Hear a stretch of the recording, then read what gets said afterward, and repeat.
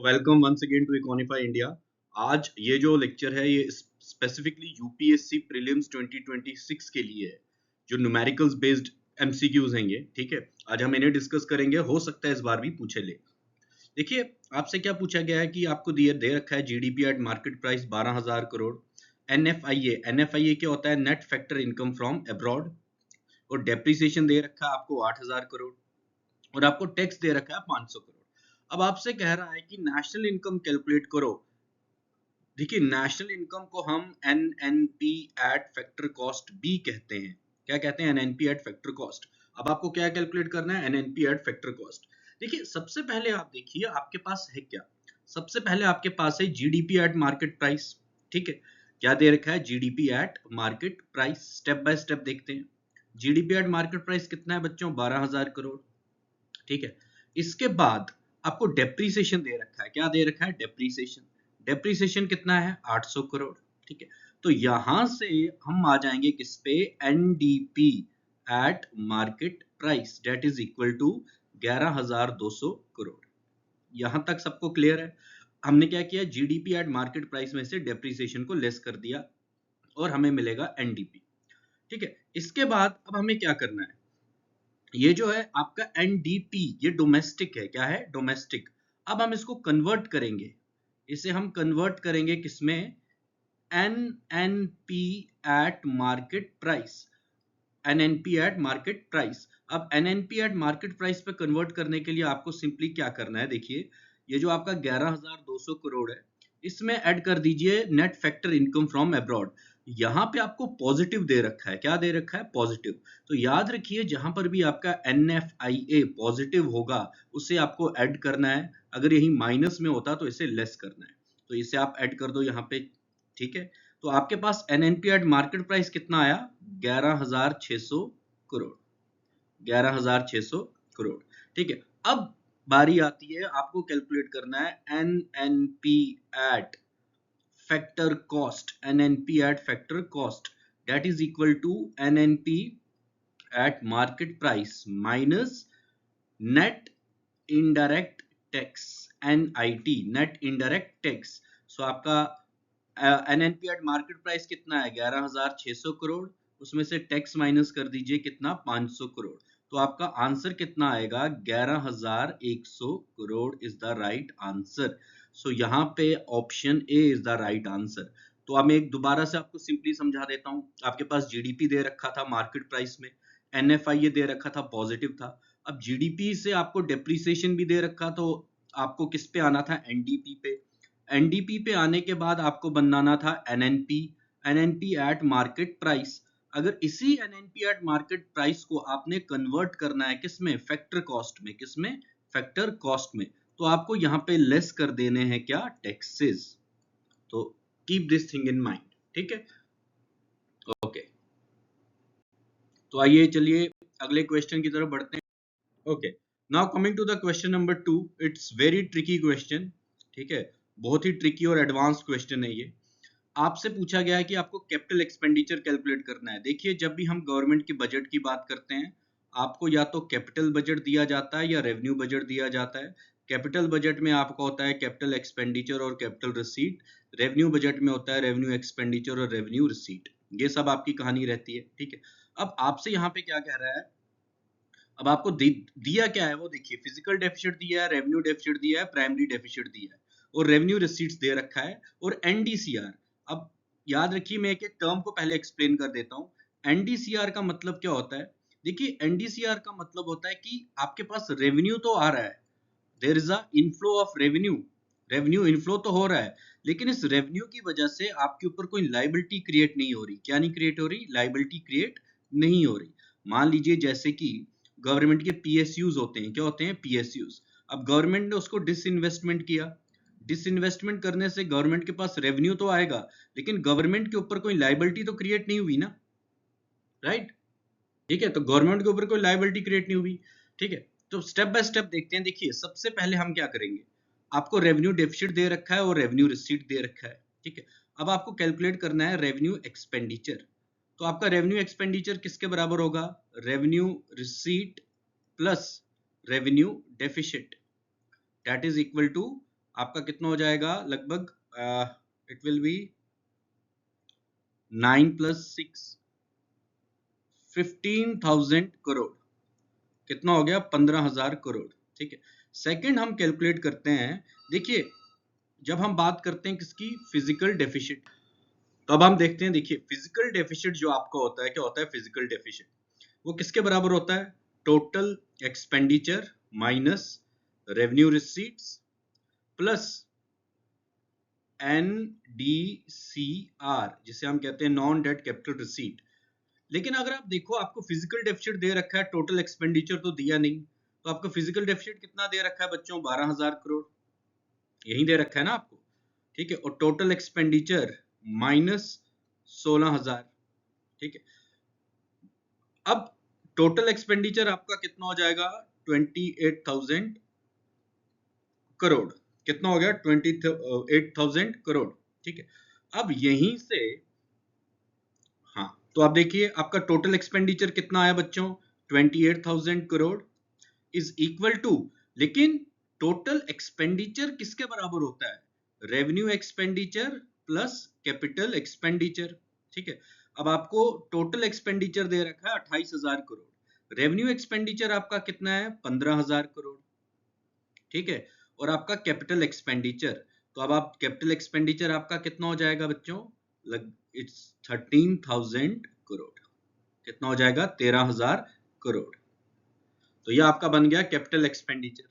Revenue expenditure आपका कैसे आया? रेवेन्यू डेफिसिट में आपने रेवेन्यू रिसीट्स ऐड कर दो, revenue deficit plus revenue receipt is equal to revenue deficit. ठीक है, सो इस केस में आपका right answer will be option C, that is 13,000 crore. Okay. अब इस क्वेश्चन को देखते हैं। क्वेश्चन नंबर 3 में आपसे क्या कह रहा है? क्वेश्चन नंबर 3 में आपसे कह रहा है कि आपको कैलकुलेट करना है फिजिकल डेफिसिट। क्या कैलकुलेट करना है? Physical deficit. ठीक है, अब आप देखिए फिजिकल डेफिसिट कैलकुलेट करना है आपको। क्या क्या दे रखा है? Revenue receipt, capital expenditure, non debt capital receipt, revenue expenditure और इंटरेस्ट पेमेंट्स, ये सब दे रखा है आपको। अब देखिए आपको कैलकुलेट क्या करना है यहाँ पे? Physical deficit. क्या कैलकुलेट करना है? Physical deficit. फिजिकल डेफिसिट आपका होता है total expenditure minus total receipts, but excluding borrowings. ठीक है, अब टोटल एक्सपेंडिचर आपका कितना है यहाँ पे? देखिए आपका रेवेन्यू एक्सपेंडिचर कितना आ रहा है यहाँ पे? 100 करोड़, और आपका कैपिटल एक्सपेंडिचर कितना है? 15 करोड़। ठीक है, यानी कि 115 करोड़ आपका क्या हो गया? Total expenditure. हाँ, इंटरेस्ट पेमेंट का याद रखिएगा, इंटरेस्ट पेमेंट हम यूज करते हैं जब हमें प्राइमरी डेफिसिट कैलकुलेट करना हो। क्या कैलकुलेट करना हो? Primary deficit. तो इंटरेस्ट पेमेंट जो यहाँ पे दे रखा है, ये सिर्फ आपको कंफ्यूज करने के लिए है, ताकि आप लोग गलती करो। क्या करो? गलती करो। तो टोटल एक्सपेंडिचर आपका आ गया कितना? 115 करोड़। अब माइनस हमने सिंपली क्या करना है? देखिए आपकी रेवेन्यू रिसीट्स कितनी है? 10 करोड़। ठीक है, अब मैंने आपको लास्ट क्वेश्चन में भी समझाया था, there is a concept of called NDCR, जिसे हम कहते हैं नॉन डेट कैपिटल रिसीट। कहीं पे कुछ मेंशन है इसके बारे में? ये देखिए, NDCR is equal to 50% of 20 crore, यानी कि आपका NDCR कितना हो जाएगा? NDCR आपका कितना होगा? 10 करोड़। कितना होगा? 10 करोड़। तो यहां पर भी ऐड कर दो 10 करोड़। तो 115 में से माइनस कर दो 20 करोड़, आपका फिजिकल डेफिसिट कितना आएगा? 95 करोड़। कितना आएगा? 95 crore. So the right answer is 95 crore. देखिए इस क्वेश्चन में कुछ नहीं करना था आपको, simply physical deficit is equal to total expenditure. Total expenditure में क्या क्या आता है? Revenue expenditure plus capital expenditure minus total receipt. Total receipts में आपका बच्चों आता है रेवेन्यू रिसीट, ठीक है, प्लस NDCR। क्या आता है? NDCR। इस NDCR ही सिर्फ आएगा। एक होता है आपका DCR। क्या होता है? DCR, जिसे हम कहते हैं डेट क्रिएटिंग रिसीट। NDCR होता है non debt creating receipt. Okay, so the right answer is 95 crore. Now let's move to the next question. Okay, now question number 4 देखते हैं।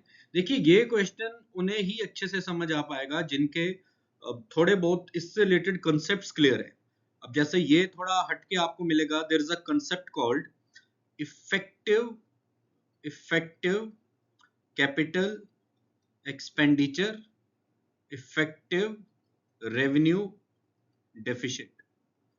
क्या कहा जाता है? इफेक्टिव रेवेन्यू डेफिसिट और इफेक्टिव कैपिटल एक्सपेंडिचर। अब बेसिकली ये होता क्या है? देखिए, अगर मैं बात करूं किसकी, इफेक्टिव कैपिटल एक्सपेंडिचर की, सबसे पहले हम बात करते हैं इफेक्टिव रेवेन्यू डेफिसिट की। किसकी बात करते हैं? इफेक्टिव रेवेन्यू डेफिसिट की। ये बच्चों बराबर होता है किसके? Revenue deficit minus grants for capital asset creation. ध्यान से समझना इस कंसेप्ट को। देखिए, जनरली क्या है ना कि गवर्नमेंट ऑफ इंडिया स्टेट्स को कई तरह की ग्रांट्स देती है। ऑल्दो आप प्लीज इससे रिलेटेड 16 फाइनेंस कमीशन की रिकमेंडेशन जरूर पढ़ लेना, जो बहुत ही इंपॉर्टेंट है। अब गवर्नमेंट ऑफ इंडिया बहुत सी ग्रांट्स देती है किसी स्टेट्स को। मान लीजिए किसी स्टेट को ग्रांट मिली है और उसने क्या किया, उस ग्रांट के पैसे से एसेट क्रिएट कर दिया। क्या क्रिएट कर दिया? एसेट। गवर्नमेंट ने उनको दिया था ग्रांट, ठीक है, किसी सेक्टर स्पेसिफिक पर्पस के लिए, लेकिन उस ग्रांट के पैसे को उन्होंने इस तरह यूटिलाइज किया कि उससे उन्होंने क्या क्रिएट कर दिया? एसेट क्रिएट कर दिया। ठीक है, तो टेक्निकली देखा जाए, जो भी ग्रांट्स होती है ना, सेंट्रल गवर्नमेंट जितनी भी ग्रांट्स देती है स्टेट को, वो हमारा किसका पार्ट होता है? रेवेन्यू एक्सपेंडिचर का। किसका पार्ट होता है? रेवेन्यू एक्सपेंडिचर का। अब यही रेवेन्यू एक्सपेंडिचर का पैसा, जो पैसा हमने उनको खर्चने के लिए दिया था, उन्होंने उस पैसे का एसेट बना दिया। ये तो बहुत अच्छी बात हुई। तो टेक्निकली देखा जाए, वो जिस पैसे का उन्होंने एसेट क्रिएट किया था, उसे हम रेवेन्यू डेफिसिट में से क्या कर देते हैं? लेस कर देते हैं। क्या कर देते हैं? लेस कर देते हैं। अब यहाँ पे रेवेन्यू डेफिसिट आपका कितना है? रेवेन्यू डेफिसिट है बच्चों आपका 900 करोड़। कितना है? 900 करोड़। ठीक है, अब यहाँ पे grant for capital asset creation, यानी कि 300 करोड़ के उन्होंने एसेट क्रिएट कर दिए। क्या क्रिएट कर दिए? Asset create. तो आपका जो इफेक्टिव रेवेन्यू डेफिसिट है, इफेक्टिव रेवेन्यू डेफिसिट, वो कितना होगा? 600 करोड़। कितना होगा? 600 करोड़। इसे इस तरह से समझिए, आपके पापा ने आपको 10,000 दिए थे, उनके लिए वो खर्चा था, लेकिन आपने 5,000 सेव कर दिए, उसे आपने खर्च नहीं किया, बचा दिया। तो एक तरह से वो आपका क्या हो गया? Asset creation. क्या हो गया? Asset creation. ठीक है, अब सेकंड आपसे कह रहा है कि ECE, that's called effective capital expenditure. तो आपका जो इफेक्टिव कैपिटल एक्सपेंडिचर होता है बच्चों, वो होता है capital expenditure plus grants for capital asset creation. Capital expenditure आपका कितना था? 2500 करोड़ प्लस 300 करोड़ का एसेट क्रिएशन हो गया, तो कितना हो गया? 2800 करोड़। कितना हो गया? 2800 करोड़। तो यहाँ पे आप देखिए, आपका इफेक्टिव कैपिटल एक्सपेंडिचर कितना आ रहा है? 2800 करोड़। और आपका इफेक्टिव रेवेन्यू डेफिसिट कितना आ रहा है? 600 crore. So the right answer is option A. Okay, अब लास्ट क्वेश्चन देखते हैं आप। ओके, चल नेक्स्ट क्वेश्चन की तरफ बढ़ते हैं। देखिए, आपको सबसे पहले देखना है आपको दिया क्या क्या है। Revenue expenditure, capital receipt, net borrowings, net interest payment, tax revenue, non tax revenue. अब आपसे कह रहा है कि आपको कैलकुलेट करना है रेवेन्यू डेफिसिट। तो आपको पता है रेवेन्यू डेफिसिट क्या होता है? रेवेन्यू एक्सपेंडिचर जब रेवेन्यू रिसीट से ज्यादा होंगे। ठीक है, अब आपको यहां पर ढूंढना पड़ेगा, कि रेवेन्यू रिसीट में क्या क्या आएगा। रेवेन्यू रिसीट में आपका आता है बच्चों tax receipt plus non tax receipt, tax plus non tax. अब टैक्स यहाँ पे कितना है? 50 प्लस नॉन टैक्स कितना है? 15। तो यानी कि आपका रेवेन्यू रिसीट कितना हो गया? 65 करोड़। कितना हो गया? 65 करोड़। और आपका रेवेन्यू एक्सपेंडिचर कितना दे रखा है यहाँ पे? 100 करोड़। कितना दे रखा है? 100 करोड़। ठीक है, तो रेवेन्यू डेफिसिट आपका कितना हो जाएगा? 100 करोड़ में से माइनस कर दीजिए 65 crore, that is equal to 35 CR। कितना हुआ? 35 करोड़। यहां तक सब ठीक है ना? ओके, अब हमें सिंपली नेक्स्ट क्या कैलकुलेट करना है? Physical deficit. क्या कैलकुलेट करना है? Physical deficit. अब जब हम फिजिकल डेफिसिट की बात करते हैं, किसकी बात करते हैं? फिजिकल डेफिसिट की। Basically physical deficit is equal to the total borrowings of the government for that year. ठीक है, अब यहाँ पे नेट बोरोविंग्स आपको दे रखा है कि नहीं दे रखा, कितना है 38 करोड़। तो सिंपली आपका फिजिकल डेफिसिट कितना हो जाएगा 38 करोड़। फिजिकल डेफिसिट कितना हो गया, ये जो आपकी बोरोविंग्स का अमाउंट है यही आपका फिजिकल डेफिसिट है, ठीक है।